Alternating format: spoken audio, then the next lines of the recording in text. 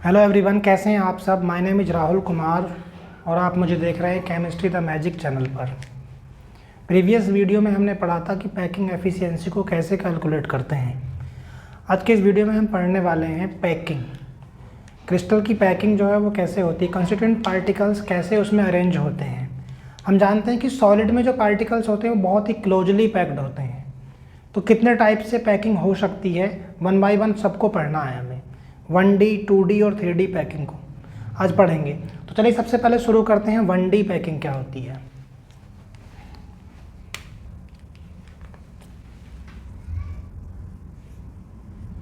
One D packing. 1D packing में जो particles होते हैं, देखिए पैकिंग को अच्छे से समझने के लिए हमें क्या करना है। जो पार्टिकल्स हैं उनको स्फेरिकल सॉलिड मान लिया गया है, स्फेरिकल सॉलिड माना गया है। तो 1D पैकिंग में जो पार्टिकल्स हैं वो सीधे एक लाइन में अरेंज होते हैं, सीधे एक लाइन में अरेंज होते हैं एक दूसरे को टच करते हुए इस तरह से, एक ही डायरेक्शन में। अब देखिए यहाँ पर बहुत सारे पार्टिकल्स हो सकते हैं, इसके आगे भी होते हैं, इसके पीछे भी होते हैं। तो ये क्या है, ये 1D पैकिंग है। अगर हम यहाँ पर किसी भी सेंट्रल एटम की बात करें तो सेंट्रल एटम मान लिया हमने, अगर ये पार्टिकल्स ले लिया तो ये कितने पार्टिकल्स को टच कर रहा है, इस तरफ इसको टच कर रहा है और इस तरफ इसको टच कर रहा है। तो ये जो पार्टिकल्स है वो टोटल 2 एटम्स को टच कर रहा है। तो यहाँ पर हम इसका कोऑर्डिनेशन नंबर चेक कर सकते हैं।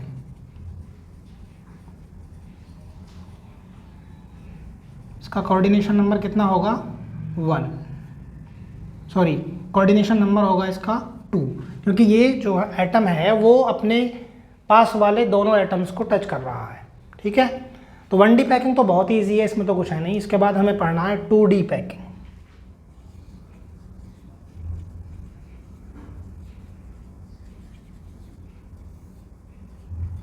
टू डी पैकिंग के 2 टाइप्स हैं। 2D पैकिंग के 2 टाइप्स हैं। एक तो होता है ए टाइप, और इसको दूसरे नाम से जाना जाता है 2D square packing. 2D square packing. एक दूसरा टाइप और है ए बी टाइप, और ये होता है 2D hexagonal packing. Hexagonal packing. तो चलिए सबसे पहले हमें 2D स्क्वायर पैकिंग को पढ़ते हैं। 2D स्क्वायर पैकिंग क्या होती है। 2D square packing. 2D का मतलब क्या है, यहाँ पर x एक्सिस पर पैकिंग होगी और y एक्सिस पर पैकिंग होगी। तो चलिए यहाँ पर सबसे पहले हम सीधा x एक्सिस पर पैकिंग करते हैं। यहाँ पर जो पार्टिकल्स हैं वो एक दूसरे को टच करते हुए इस तरह से अरेंज होते हैं, इस तरह से अरेंज होते हैं। उसके ठीक नीचे बिल्कुल दूसरी लेयर लगाते हैं हम, उसी टाइप की, जिस टाइप के पार्टिकल्स हमने ऊपर लगाए हैं उसी टाइप की लेयर नीचे लगाएं। और लगा सकते हैं कि यहाँ पर लेयर इसके ऊपर नीचे हो सकती हैं। तो इस टाइप की लेयर बिल्कुल सेम, जैसे पार्टिकल्स ऊपर हैं बिल्कुल उसके नीचे वैसे ही पार्टिकल्स हमें लगाने हैं यहाँ पर। तो अगर हम बात करें यहाँ पर, और भी हो सकते हैं, इसके ऊपर हो सकती हैं, इसके नीचे भी हो सकती हैं, लेकिन इतना ही काफ़ी है। यहाँ पर अगर देखें हम तो किसी भी सेंट्रल एटम को देखें, मान लें यही सेंट्रल एटम है, ये कितने एटम्स को टच कर रहा है। देखिए अपने पास वाले कितने एटम्स को टच कर रहा है। ये यहाँ पर एक एटम इसको टच कर रहा है, इसको टच कर रहा है, इसको और इसको, टोटल 4 एटम्स को टच कर रहा है। अगर हम इनके सेंटर्स को आपस में मिला दें एक स्ट्रेट लाइन से इस तरह से, तो हमें यहाँ पर एक स्क्वायर बनता हुआ दिखाई देगा, एक स्क्वायर यूनिट बनती हुई दिखाई देगी। इसीलिए इसको क्या कहते हैं, 2D स्क्वायर पैकिंग कहते हैं यहाँ पर, क्योंकि यहाँ पर एक स्क्वायर यूनिट बनती हुई दिखाई दे रही है। तो इसका कोऑर्डिनेशन नंबर चेक कीजिए कितना है। ये जो पार्टिकल्स है ये टोटल 1 2 3 4 एटम्स को टच कर रहा है, इसलिए इसका कोऑर्डिनेशन नंबर जो होगा वो होगा 4। Coordination number 4। कोऑर्डिनेशन नंबर क्या होता है, मतलब किसी भी यूनिट सेल में जो एटम है, कोई भी एटम है, वो उसके पास वाले कितने एटम उसको टच करते हैं, बस वही उसका कोऑर्डिनेशन नंबर होता है। तो यहाँ पर जो ये एटम है, इसको इसके पास वाले 4 एटम टच कर रहे हैं, इसका मतलब इसका जो कोऑर्डिनेशन नंबर है वो 4 है। ठीक है, चलिए इसका स्क्रीनशॉट ले लीजिए। अब हम शुरू करते हैं सेकंड टाइप। 2D में सेकंड टाइप कौन सा था, 2D hexagonal packing. Hexagonal packing, या इसको AB टाइप पैकिंग कहते हैं। ठीक है, अभी जो हमने स्क्वायर पैकिंग पढ़ी थी वहाँ पर क्या था, वो AA टाइप उसको क्यों कह रहे थे, क्योंकि वहाँ पर सारी की सारी लेयर्स जो थी वो एक जैसी थी। पहली वाली लेयर वो भी एक जैसी थी, उसके नीचे जो दूसरी लेयर थी वो पहली वाली लेयर के जैसी थी, उसके नीचे भी लेयर थी वो भी एक जैसी थी। तो उनको क्या है, AA टाइप लेयर कह सकते हैं हम, यानी कि सारी की सारी लेयर्स जो हैं वो सब एक जैसी होती हैं।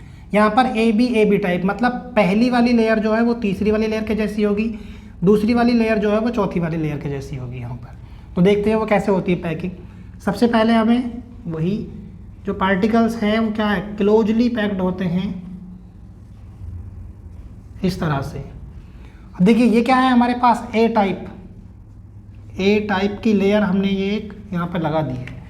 इसके नीचे हमें B टाइप की लेयर लगानी है। B टाइप की लेयर मतलब कि हम जो दूसरी लेयर लगाएंगे वो स्क्वायर पैकिंग की तरह नहीं लगानी है हमें। इस बार हमें इन दोनों के बीच में, यहाँ पर दूसरी लेयर में जो पार्टिकल्स को अरेंज करना है तो वो इन दोनों के बीच में इस तरह से।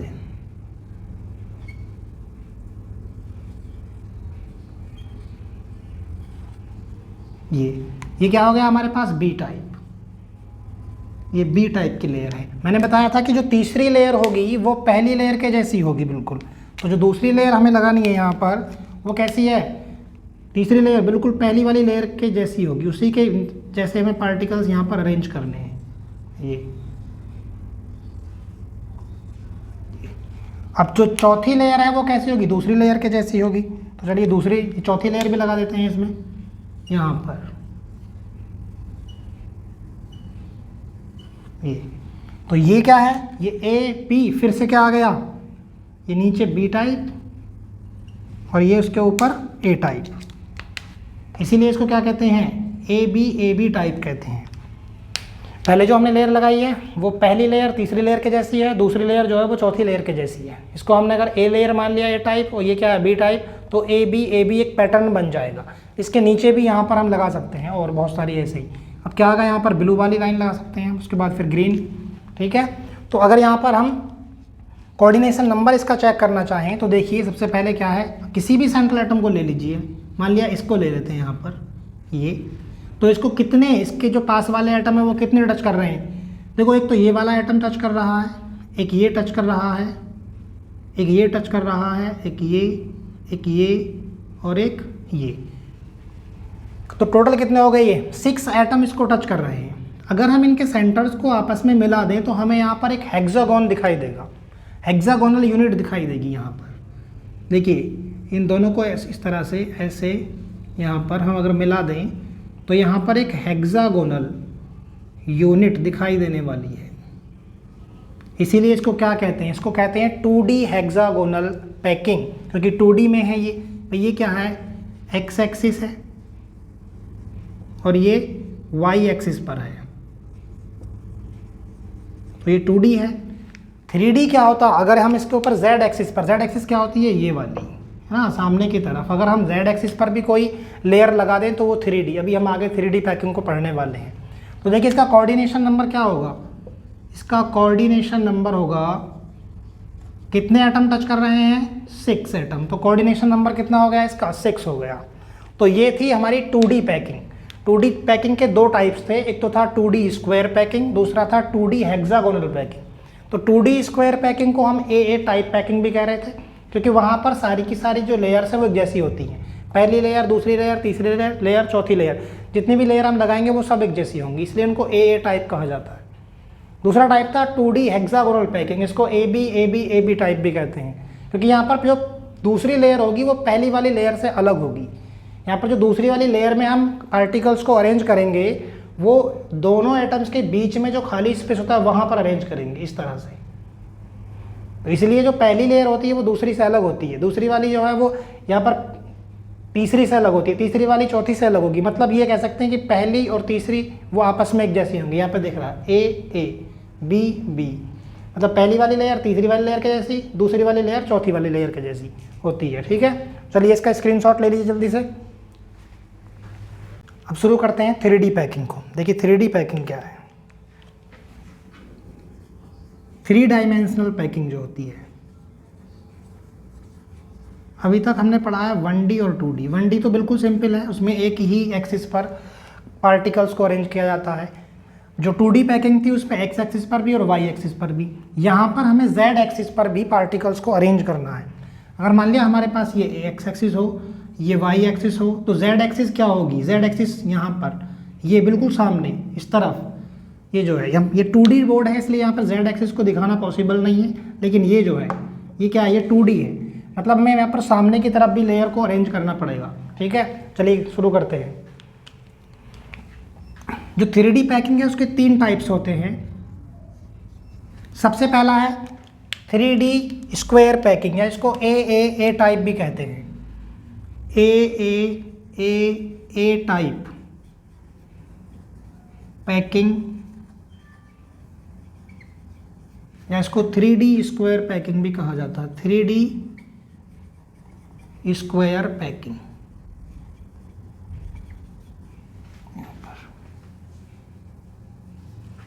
जो दूसरा टाइप है वो क्या है, ए बी टाइप, और ये 3D हेक्सागोनल पैकिंग, इसको 3D हेक्सागोनल पैकिंग भी कहते हैं। तीसरा जो टाइप है वो ए बी सी टाइप, इसको कहते हैं 3D cubic close packing, cubic closed packing. तो यहाँ पर FCC यूनिट बनती है इसलिए इसको FCC भी कहते हैं, face centred cubic close packing भी कहते हैं इसको। तो सबसे पहले हमें पढ़ना है A type packing, 3D square packing से। तो चलिए शुरू करते हैं इसको। ए टाइप, देखिए इससे बनाने के लिए हमें पहले क्या करना पड़ेगा, 2D स्क्वायर पैकिंग को बनाना पड़ेगा। अभी जो हम पढ़ कर आए 2D स्क्वायर पैकिंग क्या थी, 2D स्क्वायर पैकिंग में पार्टिकल्स कुछ इस तरह से अरेंज थे कि ये तो एक एक्सिस पर,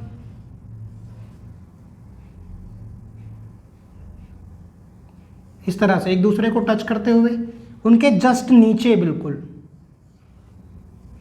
दूसरी लेयर लगी हुई थी, उनके जस्ट नीचे दूसरी लेयर यहाँ पर, और एक लेयर लगा सकते हैं के नीचे। ये हमारे पास 2D स्क्वायर पैकिंग थी। अभी हमने ये अभी 2D स्क्वायर पैकिंग को सीख चुके हैं हम किस तरह से होती है।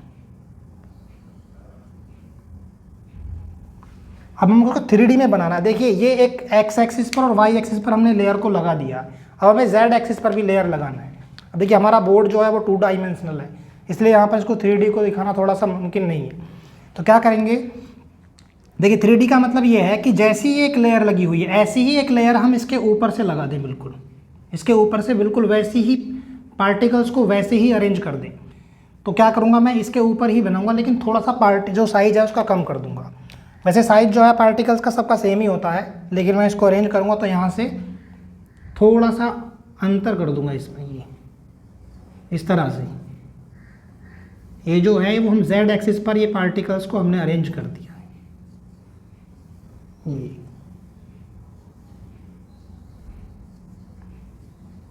ये इस तरह से। तो ये क्या है हमारी, ये 3D स्क्वायर पैकिंग हो गई। मतलब अपनी तीसरी लेयर जो है एक पूरा 2D पैकिंग के ऊपर से बिल्कुल वैसी ही लेयर या वैसा ही हमने जो लेयर है वैसी लगा दी, पार्टिकल्स को उसी तरह से हमने अरेंज कर दिया यहाँ पर। ठीक है, देखिए यहाँ पर अगर हमें कंस्टिट्यूएंट पार्टिकल्स निकालना हो तो कैसे निकालेंगे, सॉरी कोऑर्डिनेशन नंबर अगर हमको कैलकुलेट करना हो तो कोऑर्डिनेशन नंबर कैसे निकालेंगे। देखिए अगर मेरे पास, मैं इसको एक कोई भी पार्टिकल्स को देखता हूँ, ब्लैक वाले को, ये कितनों को टच कर रहा है, देखो इस तरफ से ये एक तो इसको टच कर रहा है, एक इसको और एक इसको, मतलब ये टोटल 4 एटम्स को यहाँ पे टच कर रहा है। अब देखिए अब ये कैसी पैकिंग है, 3D पैकिंग है।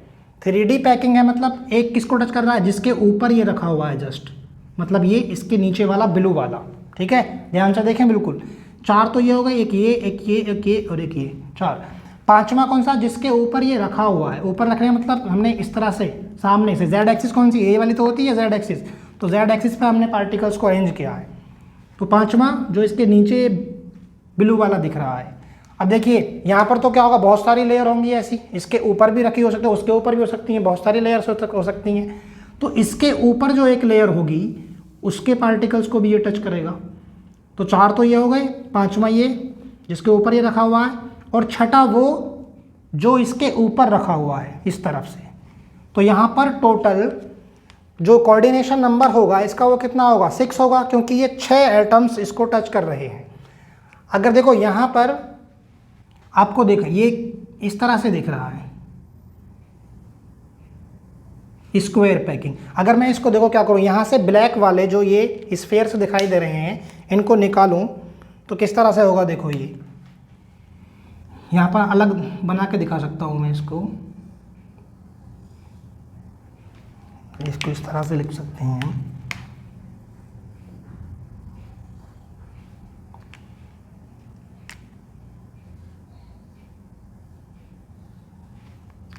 ऊपर की तरफ क्या है, ब्लैक, देखो यहाँ पर ये ब्लैक पार्टिकल्स, ये ब्लैक वाला जो हमने शो किया है इसको यहाँ पर, और ये अंदर की तरफ कैसे हैं, ब्लू।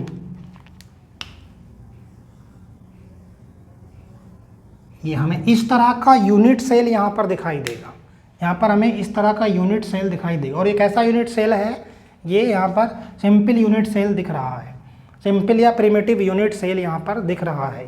तो इसका कोऑर्डिनेशन नंबर कितना होगा, कोऑर्डिनेशन नंबर कितना होगा, 6। और यहाँ पर क्या है, रिलेशन क्या होगा, कभी कभी पूछ रहा था, कॉम्पिटिटिव एग्जाम में बहुत पूछा जाता है, रिलेशन क्या होगा, relation between edge length and atomic radius क्या होगा। सिंपल यूनिट सेल के लिए हम कैलकुलेट कर चुके हैं, क्या होगा यहाँ पर बताइए, A = 2R होता है या R = A/2। पैकिंग एफिशिएंसी भी हम यहाँ पर कैलकुलेट कर चुके थे सिंपल यूनिट सेल के लिए। तो देखो यहाँ पर मैं इस तरफ पैकिंग एफिशिएंसी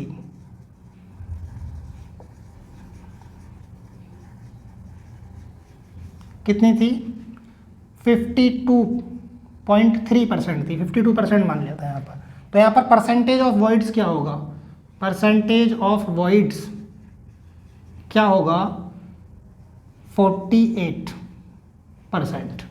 ठीक है, ये क्वेश्चन जो है ऐसे पूछ लिए जाते हैं। और लेयर की बात करेंगे तो लेयर किस टाइप की है, ये ए टाइप लेयर है सारी की। यहाँ पर लेयर क्या है, वो ए टाइप लेयर है, ए टाइप्स की लेयर है। यहाँ पर सारी की सारी लेयर जो है वो सेम है, बस ये 3D में है। सबसे पहले क्या करेंगे, इसके लिए हमें 2D स्क्वायर पैकिंग करनी होगी, फिर उसके ऊपर से बिल्कुल वैसी जैसी पैकिंग है उसके ऊपर से वैसे ही पार्टिकल्स को हम अरेंज कर देंगे, तो ये 3D स्क्वायर पैकिंग बन जाएगी। ठीक है, चलिए इसका स्क्रीनशॉट ले लीजिए जल्दी से। हमको पढ़ना 3D पैकिंग। 3D पैकिंग में भी हमें कौन सा सेकंड टाइप पढ़ना है, AB टाइप, हेक्सागोनल पैकिंग, और साथ में ही हमें क्यूबिक क्लोज्ड पैकिंग भी पढ़नी पड़ेगी। तो देखो 3D हेक्सागोनल पैकिंग जो है वो 2D हेक्सागोनल पैकिंग से ही होती है। पहले हमें 2D हेक्सागोनल पैकिंग बनानी पड़ेगी, उसके बाद 3D हेक्सागोनल पैकिंग को करना पड़ेगा। तो देखिए सबसे पहले हम यहाँ पर 2D हेक्सागोनल पैकिंग देखते हैं कैसे बनाई थी हमने। उसके लिए मुझे थोड़ा सा, मैं यहाँ पर पार्टिकल्स को थोड़ा सा दूर दूर रखूँगा जिससे कि डायग्राम थोड़ा सा क्लियर दिखाई दे। हालांकि ये एक दूसरे को क्या है, टच करते हुए होते हैं, क्लोजली पैक्ड होते हैं बहुत ज़्यादा, लेकिन मैं देखो यहाँ पे क्या था, बिल्कुल यहाँ इनके बीच में दो पार्टिकल्स के बीच में जो जगह होती है वहाँ पर हमने इसको अरेंज किया था हेक्सागोनल 2D हेक्सागोनल पैकिंग में। अभी भी हम वही करेंगे। तो देखो थोड़ा सा नीचे मैं इसको दूसरे कलर से बना देता हूँ बी टाइप की लेयर को। तो यहाँ पर इस तरह से ये क्या हो गया, ये हमारे पास बी टाइप की लेयर है और वो क्या है, ए टाइप की लेयर थी।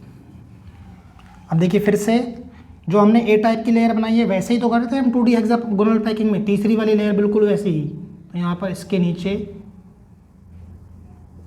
ये इस तरह से यहाँ पर, उसके बाद फिर से इन दोनों के बीच में यहाँ पर थोड़ा सा दूर दूर रखने की कोशिश करूँगा मैं इनको, ये इस तरह से यहाँ पर, और इसके नीचे लगा सकते हैं एक लेयर,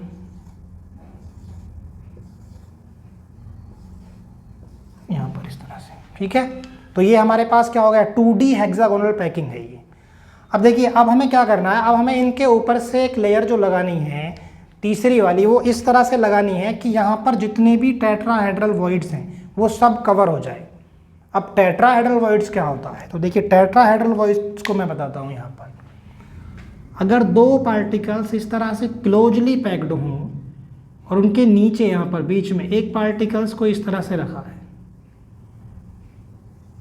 ये, तो यहाँ पर जो ये स्पेस होगा इसको अगर क्या, यहाँ पर बहुत सारी लेयर होती हैं, तो यहाँ पर जो अंदर वाली लेयर है वो हमें दिख रही है। अगर हम इसके ऊपर इसको कवर करते हुए एक पार्टिकल्स को ऐसे करके रख दें तो यहाँ पर जो ये वॉइड्स है इसी को क्या कहते हैं, टेट्राहेड्रल वॉइड्स।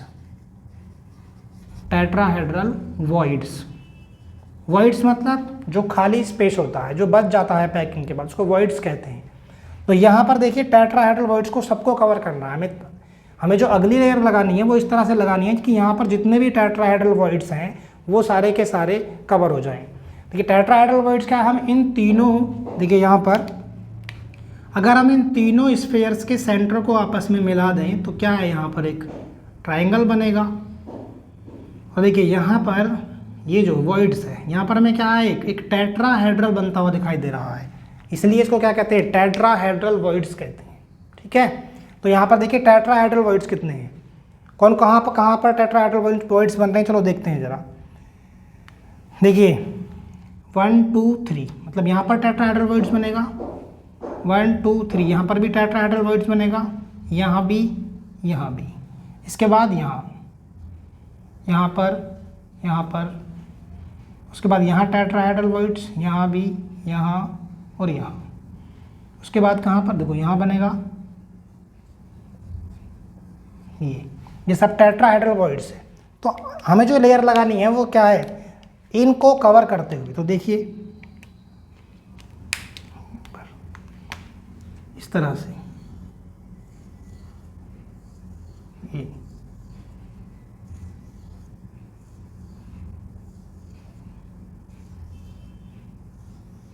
यहाँ पर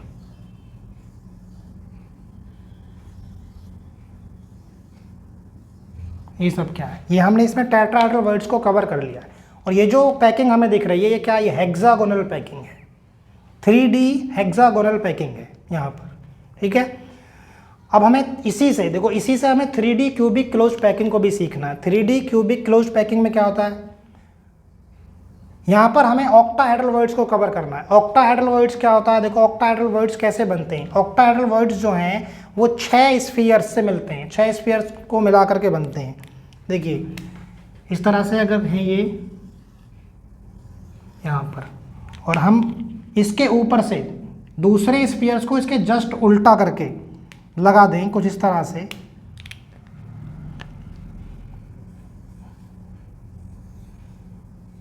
यहाँ पर, तो देखो यहाँ पर जो वॉइड बनेगा, यहाँ पर ये दिख रहा है ना, यहाँ पर जो वॉइड होगा उसी को क्या कहते हैं, ऑक्टाहेड्रल वॉइड होगा,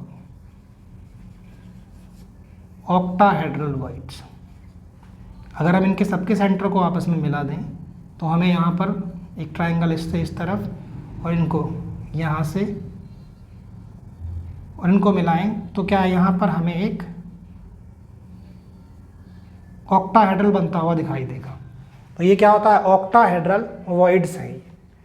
अब देखो यहाँ पर ऑक्टाहेड्रल वॉइड्स कहाँ कहाँ दिख रहे हैं, ऑक्टाहेड्रल वॉइड्स कौन कौन से हो सकते हैं, देखिए 1 2 3 4 5 6, 1 2 3 4 5 6, ठीक है, इनके बीच में ये आपको स्पेस दिख रहा है, यही क्या है, यही ऑक्टाहेड्रल वॉइड्स है।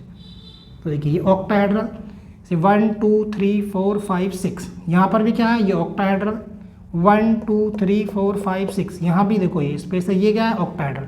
तो ऐसे ही ऑक्टाहेड्रल कहाँ पर, ये ऑक्टाहेड्रल है, ये भी ऑक्टाहेड्रल है, ये भी ऑक्टाहेड्रल है, और ये भी ऑक्टाहेड्रल वॉइड्स है यहाँ पर, ये 1 2 3 4 5 6। तो अब हमें जो अगली लेयर लगानी है वो क्या है, वो हमें इन ऑक्टाहेड्रल्स को कवर करते हुए लगानी होती है, ठीक है। तो चलिए यहाँ पर हम इस तरह से देखो, ये सारे ऑक्टाहेड्रल वॉइड्स को कैसे कवर करेंगे, इस तरह से,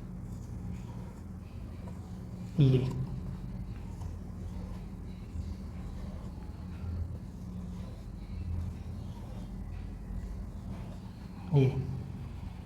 तो ये क्या है, ये हमारे पास 3D क्यूबिक क्लोज्ड पैकिंग है।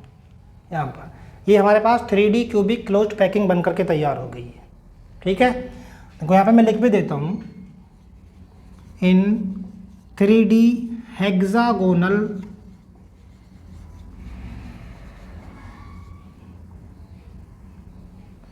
क्यूबिक या hexagonal packing, 3D hexagonal packing will cover all tetrahedral voids, tetrahedral voids। ये इसको यहाँ पर लिख देता हूँ। 3D हेक्सागोनल पैकिंग बनाते समय हमें सभी जो टेट्राहेड्रल वॉइड्स होंगे उनको कवर करते हुए लेयर लगानी है, ठीक है। और 3D क्यूबिक क्लोज्ड पैकिंग मतलब FCC में क्या है, यहाँ पर इधर लिख देता हूँ मैं, इन 3D cubic closed packing will cover all octahedral voids। Octahedral voids कैसे बनते हैं वो मैं आपको बता चुका हूँ, ठीक है। ये थोड़ा सा मुश्किल है 2D बोर्ड पर इसको समझाना, लेकिन फिर भी पूरी कोशिश मैंने की है। अगर जिसको समझ में नहीं आया हो एक बार बोर्ड पर फिर से एक बार इसको वीडियो को फिर से देखें, ज़रूर समझ में आ जाएगा, ठीक है। इसको ये पर ठीक है। तो आज के इस वीडियो में बस इतना ही। वीडियो आपको कैसा लगा हमें कमेंट करके ज़रूर बताएं, आपका फीडबैक हमारे लिए बहुत इंपॉर्टेंट है।